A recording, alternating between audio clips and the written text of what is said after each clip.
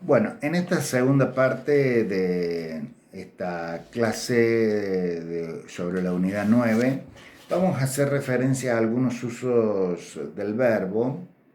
En algún caso hacemos simplemente mención a cómo los emplea nuestra comunidad hablante, y en otros casos simplemente vamos a estar reafirmando algunos conceptos de la norma académica. Hacemos una aclaración, siempre la hacemos. Ni los videos ni las clases sustituyen al material de lectura, ni el material de lectura sustituye lo que nosotros podamos exponer en las clases, y mucho menos sustituye aquellas consultas que ustedes puedan realizar en los horarios establecidos. Vamos a hacer referencia a algunas cuestiones vinculadas con el uso del verbo, les decía. En primer lugar, vamos a hacer referencia al uso del presente. Cuando nosotros utilizamos el presente, puede que estemos señalando no ya una acción que sucede en este momento, sino también una condición permanente de del sujeto al cual nos estamos refiriendo. Ejemplo, ustedes son estudiantes. Es decir, utilizo el verbo en presente. Más allá de que no están en este momento, más allá de que sea probable que en este momento no estén ejerciendo el rol de estudiantes. Bueno, ustedes me dirán si estoy viendo esto, sí, porque ustedes saben a qué me refiero. Por ejemplo, yo soy abogado. En realidad no estoy ejerciendo en este momento como abogado cuando hablo con ustedes, pero evidentemente tengo esa condición académica de manera permanente. Por eso se utiliza el presente. Eh, Hay algunos casos de uso del presente que son peculiares y que tenemos que aclarar. Uno de ellos es el presente histórico. El presente histórico suele aparecer comúnmente en nuestra comunidad hablante en los partes policiales. Uno no sabe por qué, pero desde mucho tiempo atrás, eh, los responsables de las oficinas de prensa de la policía se han acostumbrado a hacer referencia a hechos sucedidos y por lo tanto acabados y pretendidamente objetivos utilizando el presente. El agente de policía fulano observa a las 15:50 del día de ayer a un sujeto caminando por la calle tal. Al registrar una acción sospechosa, le da la voz de alto, es decir, siempre utilizando el presente como tiempo verbal de una acción ya pasada.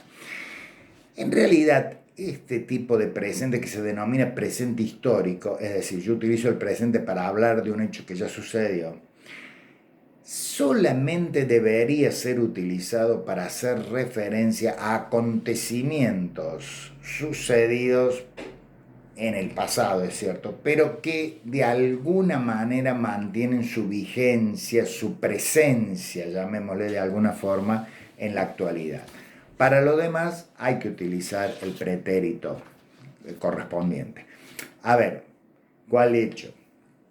El hombre llega a la luna en el año 1969. Bueno, si bien es un hecho que ya sucedió, ya está acabado, ya están pensando en cómo volver, etcétera, etcétera, lo concreto es que es un acontecimiento histórico de tal magnitud que tiene repercusión de alguna manera en el presente, aunque más no fuere en el debate acerca de si es cierto o no es cierto de que se llegó a la luna. Si quieren, podemos decir de que lo concreto, lo real de aquellos viajes es la traducción que hay en la tecnología con la que nos encontramos. Cuando uno compara la tecnología de la década del 60 y observa la evolución que ha tenido a partir justamente de los viajes espaciales y a partir del desarrollo de la informática, se da cuenta de que aquellos acontecimientos del 60 tienen influencia directa sobre lo que sucede hoy en la humanidad. Por lo tanto, allí sí se puede utilizar el presente histórico. Ahora bien, si yo utilizo el presente histórico, tengo que continuar narrando la acción vinculada a ese hecho en presente histórico. ¿Mm? Colón parte del puerto de Palos en agosto y llega a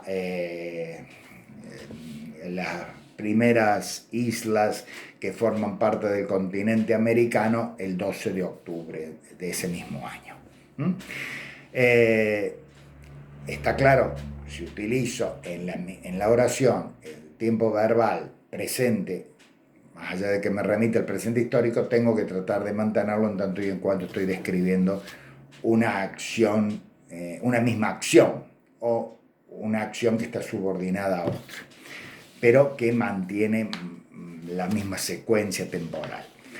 El segundo caso que uno quiere comentar con ustedes respecto al presente es que en algunas oportunidades ha reemplazado, ya es norma de uso en nuestra comunidad hablante, al pretérito imperfecto del subjuntivo.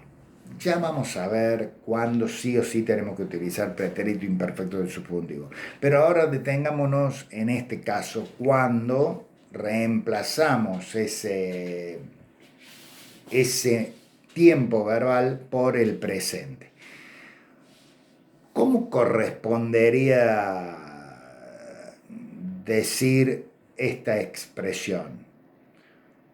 Cuando, si suena el teléfono, atende por favor. ¿Mm?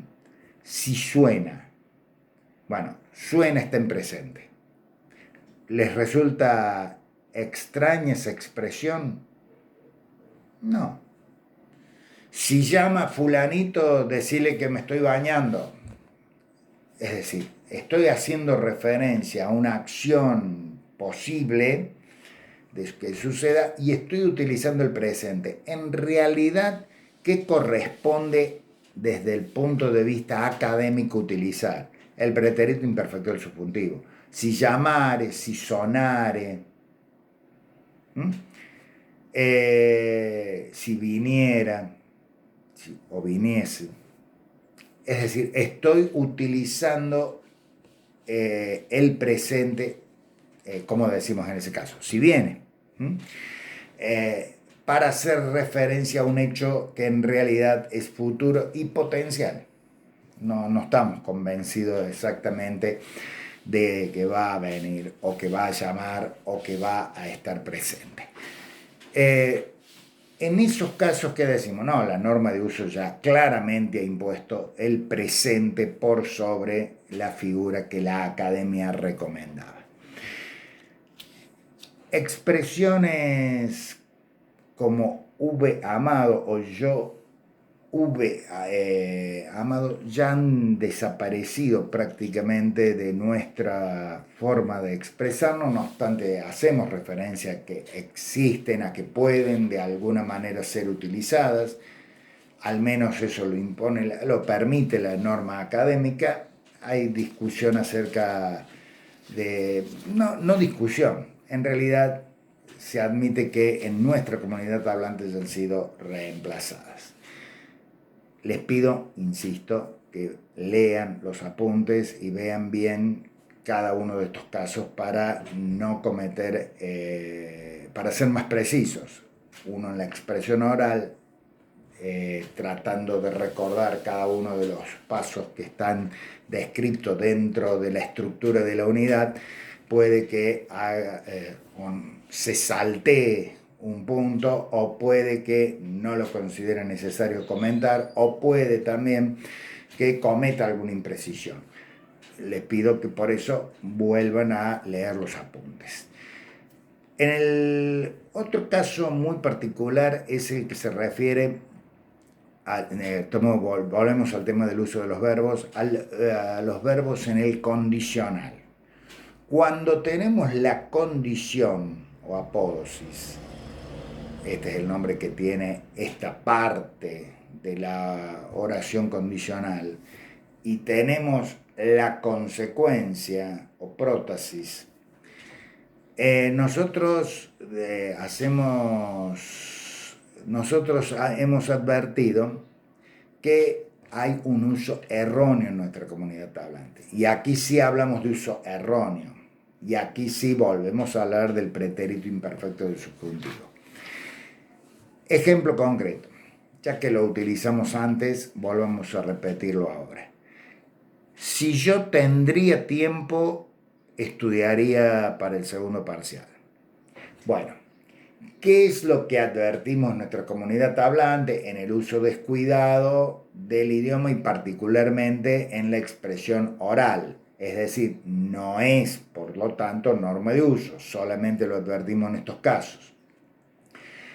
Que se utilice el potencial en las dos partes de la oración, tanto en la apódosis como en la prótesis. Bien, no corresponde esto. En la condición, el verbo tiene que ir en pretérito imperfecto del subjuntivo. Si tuviera tiempo, estudiaría.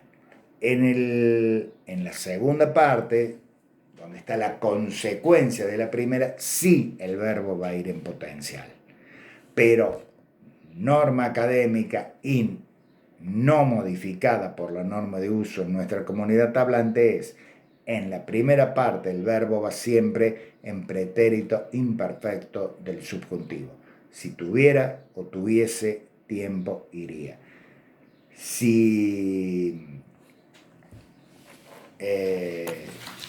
Siempre que la condición si alcanzaría el dinero, compraría tal cosa. Bueno, no, si alcanzara el dinero, compraría tal cosa. Vamos a cerrar aquí el tema del verbo. Chequeo de que no me haya olvidado nada muy importante, y en la tercera parte de hoy vamos a hacer referencia al gerundio.